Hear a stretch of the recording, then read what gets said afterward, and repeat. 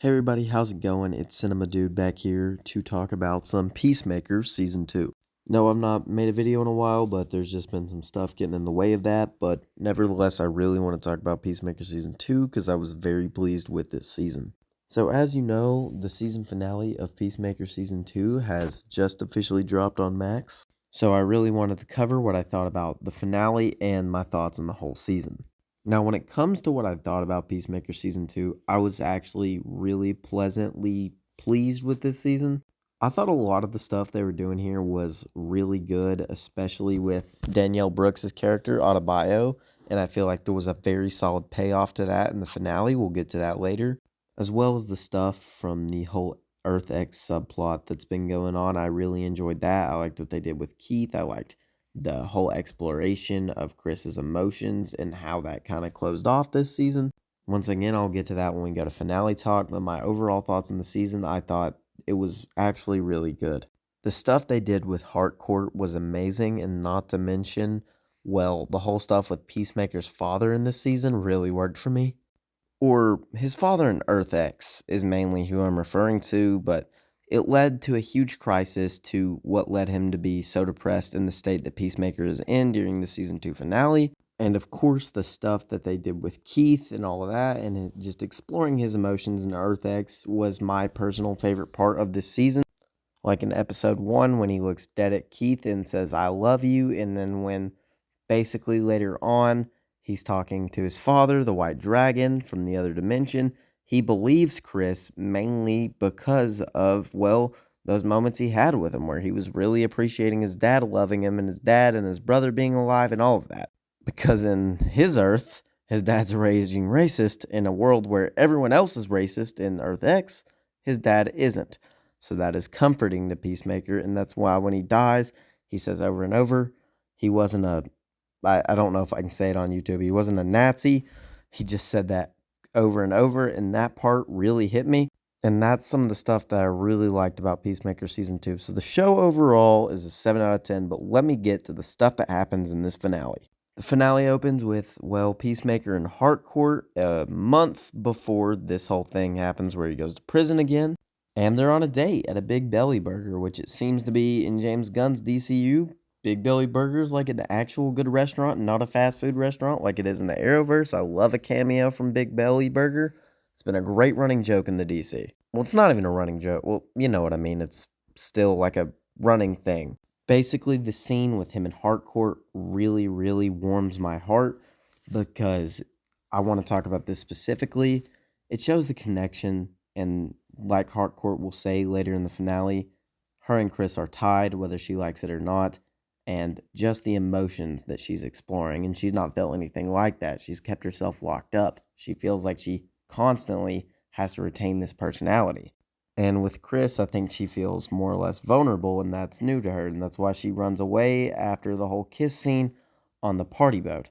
So after all this lead up, and you're just thinking, no, they probably banged on the boat and that was it.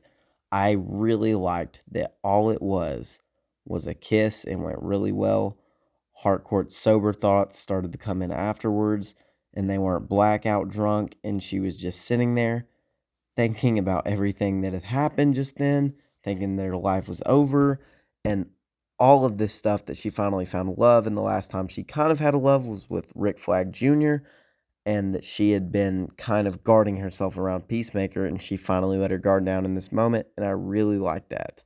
And that is my biggest praise with the Peacemaker season finale. These character arcs, the character moments, in my opinion, carries this finale to where I'm not that mad about the cliffhanger. As much as everyone's like wanting to hate on it, I will forgive this episode for what has been happening with, well, everything with them exploring these characters' emotions. Like every character in this episode got a really big moment to shine. And the one that I'm for sure going to shout out is Danielle Brooks as Adebayo. Oh my gosh. She deserves an award for her performance here, because the speech that she gave when they kidnapped Peacemaker, or not even kidnapped, when Vigilante just ran over there and tased him, that had me audibly laughing. The speech that she gave to Peacemaker, that literally had me in tears.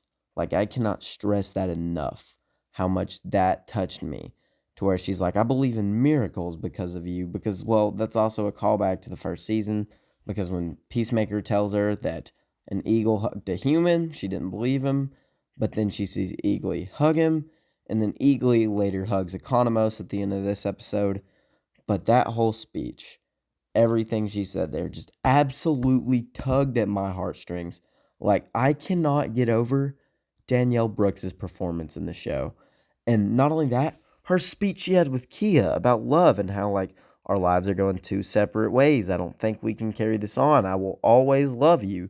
But still, like, you want to do this, I want to do this. My job will put you in danger. I don't want you there. And if I go with you, I'm going to feel trapped in that situation, where she's just brutally honest with Kia. And they both just sit there crying. She is some of the best acting in the show. Danielle Brooks' autobio will carry. I've been yapping about her for like 2 minutes now. But her scene in this episode was just really beautiful.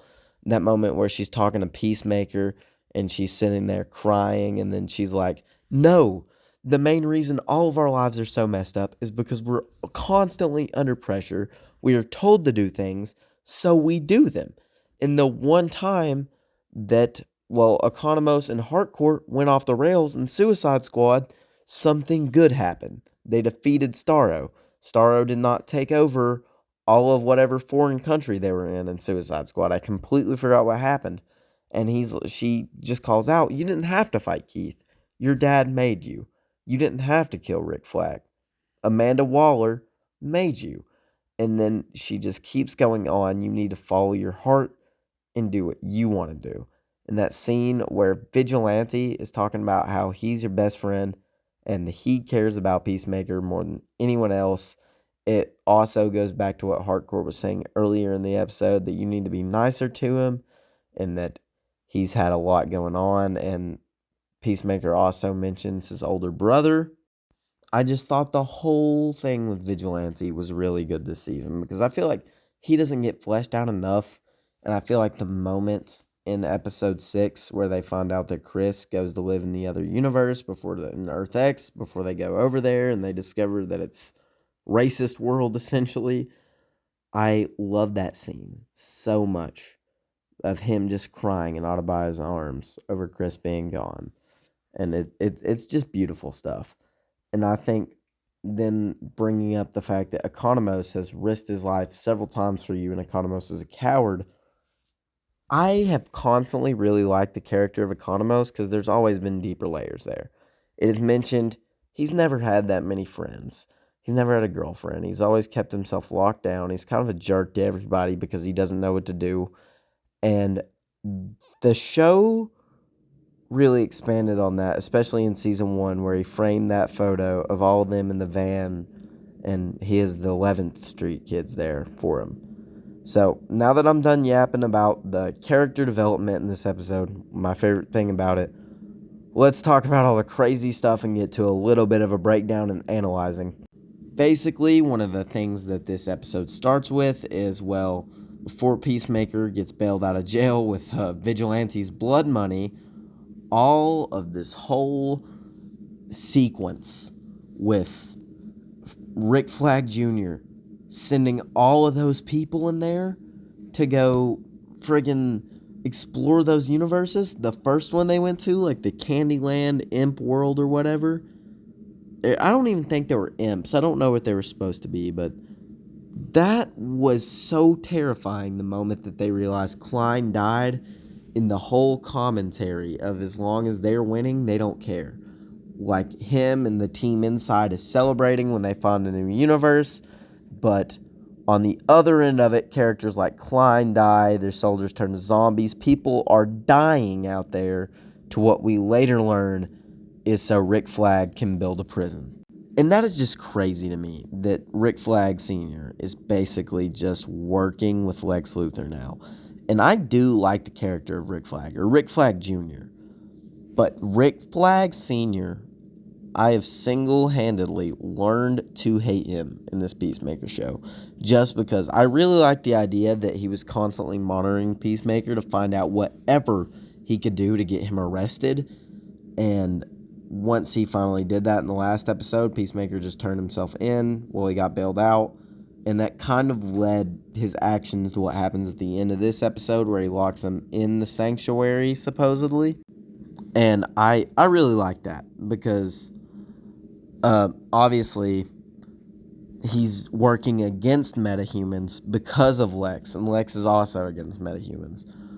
But I really like that scene in the boardroom with Rick Flag Jr. where he's explaining what he's going to do to metahumans. He's going to send them to this alternate universe, and the character reactions in this episode, especially with Sasha Beldor in this specific scene with Rick Flag Sr., because it's like, hey, I'm a metahuman. The people that you want to send away to this, what you're calling salvation, that's my people, and you still want me to sleep with you? We had no clue what you were doing.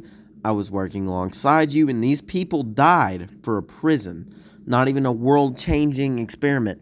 For one prison. For a prison that's basically about racism towards metahumans. It's like the whole situation.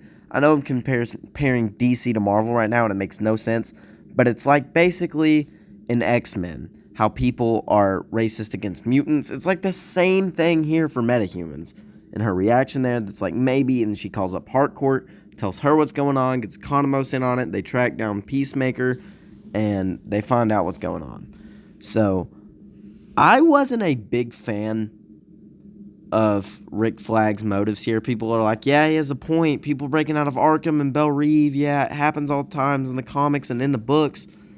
And I personally was just not a big fan of his reasoning. I don't understand why anyone would just agree with that, but I guess it's for the sake of the plot.